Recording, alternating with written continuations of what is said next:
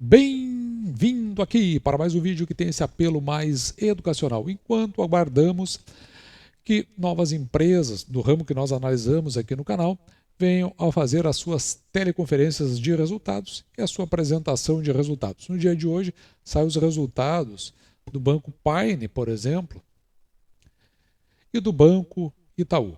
Até lá a gente faz uma análise de cenários, a gente verifica como as coisas estão andando justamente para que isso possa auxiliar nas nossas decisões, principalmente aquelas que são de longo prazo.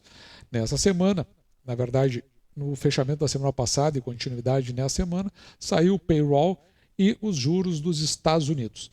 E como é a maior economia, isso evidentemente que traz um impacto sobre a economia global como um todo e de alguma forma pode trazer alguma expectativa que tenha algum cunho, ou positivo ou negativo. Vamos dar uma olhada no que aconteceu.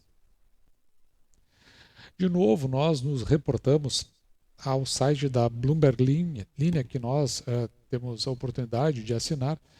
Ela traz essa notícia do dia 3 de fevereiro de 2023, portanto, da última sexta-feira, e você note que a manchete ela traz que o payroll surpreende com 517 mil vagas de emprego criadas em janeiro nos Estados Unidos.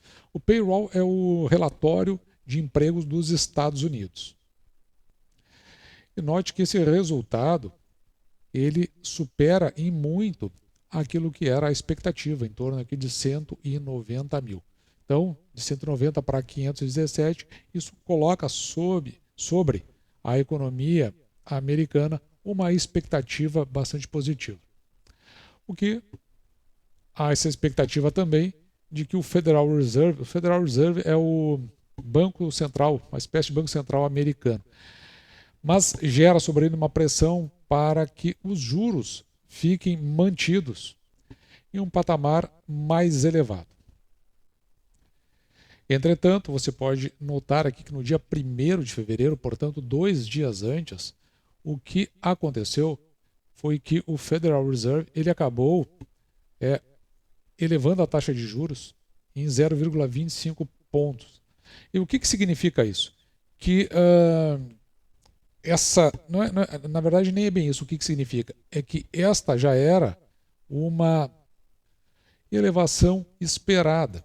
Note aqui que os dados mais recentes sobre a inflação nos Estados Unidos trouxeram aqui um recuo na pressão dos preços e por isso houve esse respaldo nessa decisão de subir apenas 0,25 pontos. Mas aí ocorre do outro lado que o aumento das vagas, né, que a expectativa era de 190 mil passando para 517 mil, significa com isso que haverá uma maior possibilidade de consumo. E quando aumenta essa possibilidade de consumo, por conseguinte, existe a possibilidade do aumento de inflação. Então, é possível, inclusive, que o Federal Reserve faça um novo aumento da taxa de juros em função desse aumento das vagas de emprego. O que causa justamente esta tendência de que os juros sejam mantidos em patamares elevados. De outra parte, nós podemos verificar que nessa projeção do Fundo Monetário Internacional, feito também em janeiro de 2023, veja aqui os Estados Unidos, aqui em preto, nós temos como foi o crescimento do PIB americano em 2022. E aqui no colorido, veja que o Fundo Monetário Internacional ele faz uma projeção de encolhimento em 0,6 pontos percentuais para o mercado americano. E a gente vê esse aumento das vagas de emprego, o que vai impactar uma redução da taxa de desemprego. Por conseguinte, é possível até se vislumbrar que os Estados Unidos acabe tendo um crescimento acima dessa projeção do Fundo Monetário Internacional. E já para o Brasil, a expectativa é de um crescimento menor que a média da América Latina neste ano. No instante desse vídeo, hoje é dia 7 de fevereiro de 2023, o Ibovespa ele vem sendo negociado a 107.800 pontos aproximadamente, caindo aqui em torno de 0,8%.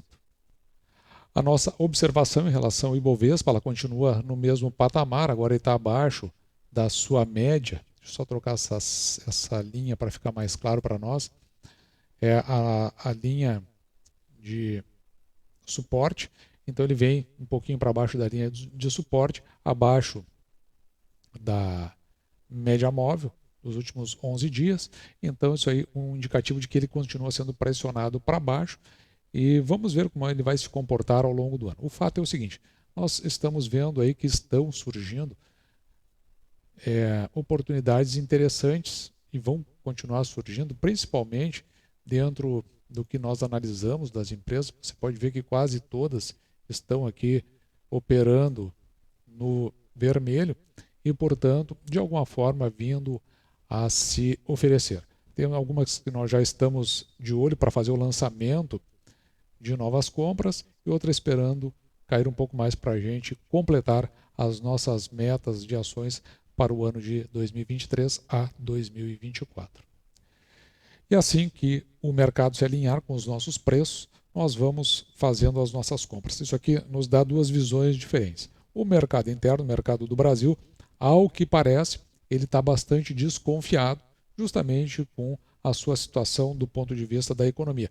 Enquanto que no exterior, aparentemente, o mundo vai se moldando a tudo que houve nos últimos anos, do ponto de vista de período pandêmico, pós-pandêmico, a guerra no leste europeu, ele vai se ajustando, se alinhando, se acomodando para que, de alguma forma, as economias voltem ao andar natural. Pelo que se tem visto, pode ser que aquilo que era uma ideia recessiva acabe tendo um pouso mais suave ao longo desse ano de 2023. Enquanto que internamente a gente já vê que tem maiores dificuldades, porque principalmente a carroça não conseguiu se assentar ainda desde o pós-período eleitoral. Então, há um olhar com alguma desconfiança para o nosso mercado, isso retira os investimentos, principalmente os investimentos que são internacionais, e, consequentemente, até mesmo para o próprio mercado interno, gera alguma desconfiança. A taxa de juros alta faz o pessoal migrar muito para a renda fixa, e é o momento em que as ações que nós possuímos, principalmente daquelas que são do mesmo segmento das que compõem a nossa carteira, elas passam a gerar oportunidades. E assim nós estamos de olho aí, porque, pelo que nós podemos ver, faremos algumas compras interessantes nos próximos dias. Esse assim foi o nosso vídeo de hoje, espero que você tenha gostado. Eu vou ficando por aqui, me despedindo e deixando para você, como sempre, o meu grande abraço!